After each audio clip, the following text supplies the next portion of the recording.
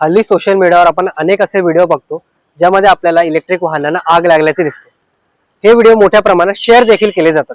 नुकतेच जानेवारी 2026 मध्ये महिंद्राची electric SUV BE6 हिला देखील आग लागण्याची घटना समोर आली होती। यानंतर कंपनीने या घटनेवर स्पष्टीकरणही दिले होते। या घटनेनंतर एक प्रश्न साहजिकच आपल्या मनात येतो, तो प्रश्न म्हणजे कोणत्या कारणामुळे इलेक्ट्रिक वाहनांना आग लागते। चला आज आपण याबद्दल जाणून घेऊया। यातील पहिले कारण म्हणजे थर्मल रनअवे। बॅटरीमधील अंतर्गत शॉर्ट सर्किटमुळे अतिउष्णता निर्माण होते। ही उष्णता इतर सेलमध्ये झपाट्याने पसरते, ज्यामुळे इलेक्ट्रिक कारला आग लागण्याचा धोका वाढतो। यानंतर दुसरे कारण म्हणजे अपघातानंतरचा धोका। अपघातानंतर बॅटरी पॅक तुटल्यास किंवा तिला थोडाही धक्का लागल्यास आग लागण्याचा धोका निर्माण होतो। यानंतरचे तिसरे आणि सर्वात महत्त्वाचे कारण म्हणजे चुकीची चार्जिंग।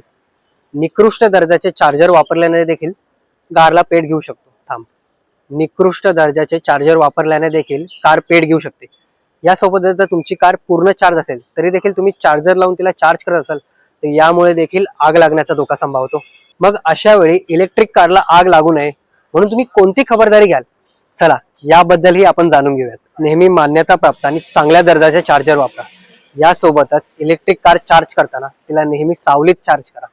जर कारचा अपघात झाला असेल तर सर्वात पहिले त्यातील बॅटरी तपासा आणि सर्वात महत्त्वाचे, जर कार पूर्ण चार्ज झाली असेल तर आठवणीने तिचं चार्जिंग बंद करा।